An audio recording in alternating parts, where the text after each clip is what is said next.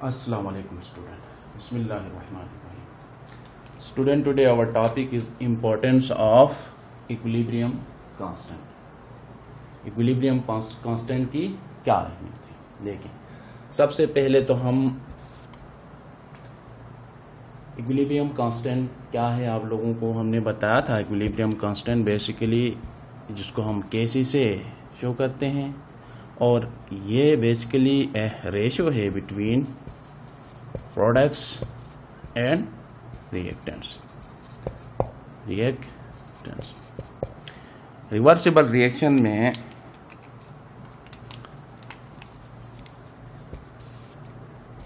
Products और reactants के दरमियान जो रेशो है इसको हम क्या कहते हैं? इक्विलिब्रियम कांस्टेंट कहते हैं। इक्विलिब्रियम के दौरान जो प्रोडक्ट्स और रिएक्टेंट के दरमियान जो रेशो आता है इसको हम क्या कहते हैं? इक्विलिब्रियम कांस्टेंट कहते हैं। और कंसंट्रेशन को हमने यहाँ मोल पर डी एम क्यूब कंसंट्रेशन है हमारे, इसको हमने ब्रैकेट से शो किया है और इसको हम कहते हैं इक्विलिब्रियम कांस्टेंट।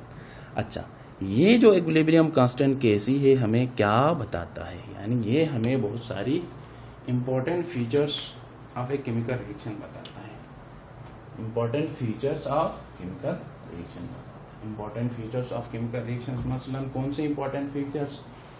किसी भी केमिकल रिएक्शन फर्ज करें जो है वो इक्विलिब्रियम में है वो, और इसका जो है हम इक्विलिब्रियम कंसंट्रेशन मालूम कर सकते हैं। इक्विलिब्रियम मिक्सचर्स का केसी इक्विलिब्रियम कांस्टेंट की मदद से हम इक्विलिब्रियम कंसंट्रेशन मालूम कर सकते हैं। फर्ज करें यहाँ पे हम जो है हम प्रोडक्ट्स का कंसंट्रेशन मालूम करना चाहते हैं, हमारे पास रिएक्टेंट का मालूम है, केसी मालूम है, पुट करेंगे और हम प्रोडक्ट का जो है इक्विलिब्रियम कंसंट्रेशन मालूम करेंगे।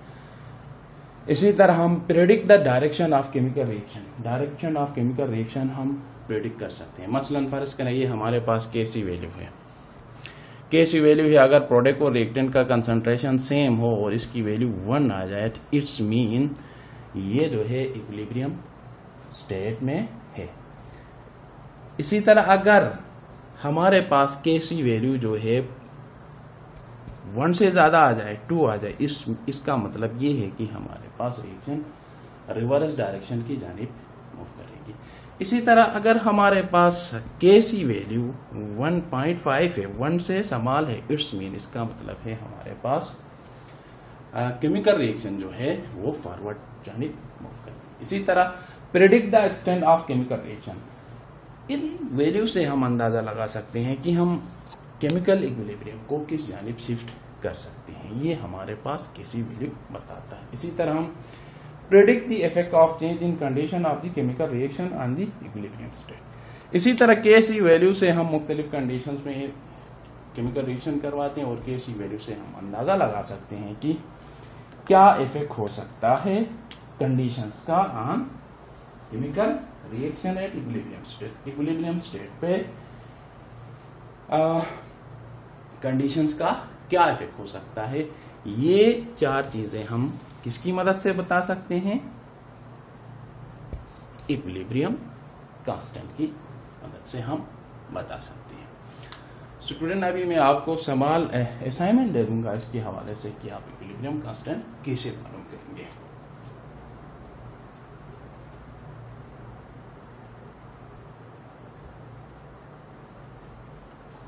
इसी तरह मैं एक सवाल असाइनमेंट देता हूं आपको कि आप कैसे जो है इक्विलिब्रियम कंसंट्रेशन को मालूम करेंगे।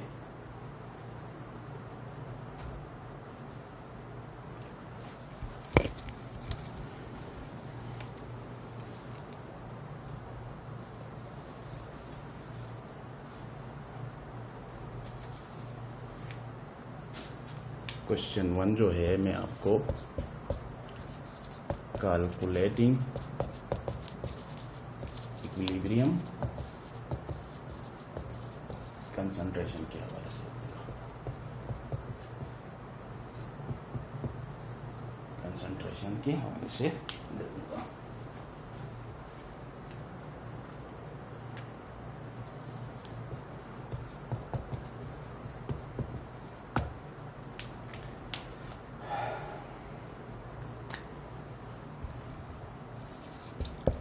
when nitrogen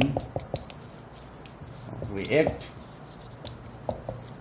with hydrogen react with hydrogen to form ammonia. To form ammonia. The equilibrium mixtures contain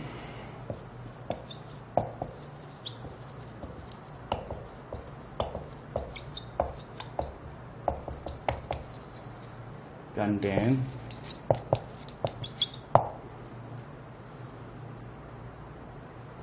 0.31 mole per dm cube and 0.50 mole 50 mole of mole dm cube of nitrogen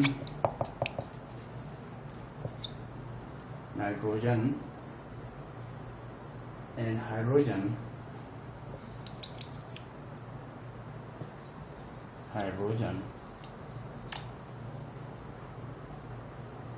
respectively.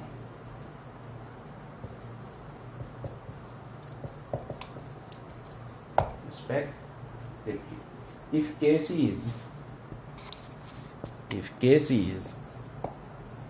0.50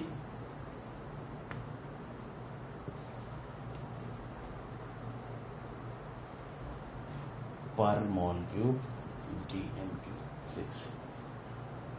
What is the equilibrium concentration of ammonia? What is the equilibrium concentration of ammonia? ये सवाल assignment है.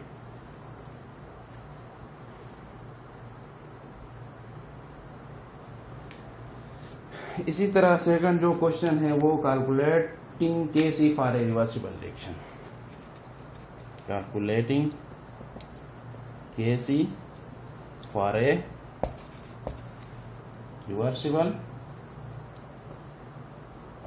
Reaction कैसे करेंगे. मसलन for a reversible reaction में आपको देता हूं, आपके पास रिएक्शन जो है for a reversible reaction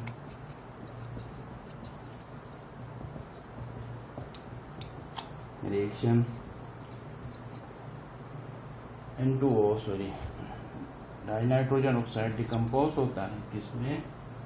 nitrogen and oxygen में. नाइट्रोजन एंड ऑक्सीजन में.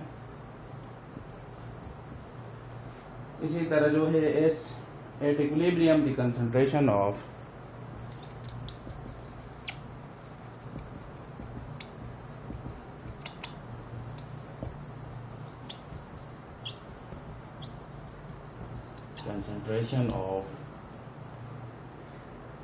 N2O and O2R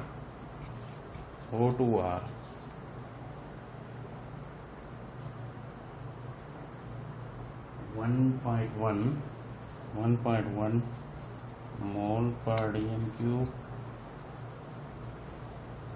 3.90 mole per dm cube, mole per dm cube, and 1.95 mole per dm cube respectively.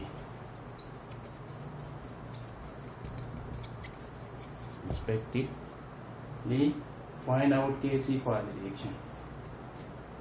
Find out Kc for the reaction.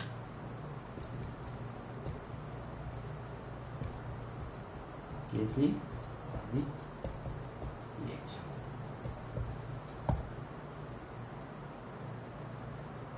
What is the equilibrium concentration? यहाँ पे क्या है question? What is it? Equilibrium concentration. ये question है, ये assignment है।